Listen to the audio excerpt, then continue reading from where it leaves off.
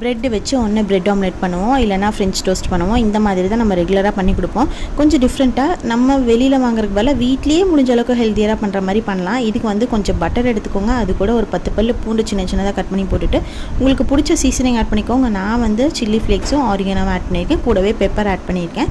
இதை நல்லா மிக்ஸ் பண்ணிவிட்டு ப்ரெட்டில் ஒரு சைடு நல்லா ஸ்ப்ரெட் பண்ணிக்கோங்க. ஸ்ப்ரெட் பண்ணிட்டு ஒரு ஸ்லைஸ் சீஸ் வச்சுக்கோங்க. உங்களுக்கு வேணும்னா வெஜிடபிள்ஸ் கூட ஆட் பண்ணிக்கோங்க சாட்டே பண்ணிவிட்டு. அதுக்கப்புறம் மேலே இன்னொரு ப்ரெட் வச்சுட்டு ஒரு சைடு மறுபடியும் பட்டர் அப்ளை பண்ணிக்கோங்க. அதை ஒரு தவாவில் போட்டு நல்லா ப்ரௌன் ஆகிற அளவுக்கு டோஸ்ட் பண்ணிவிட்டு இன்னொரு சைடும் அதே மாதிரி பட்டர் போட்டுட்டு திருப்பி போட்டு எடுத்திங்கன்னா சூப்பராக ரெடி ஆயிரும் உங்களுக்கான டோஸ்ட்டு. சீஸியாக நல்லாயிருக்கும்.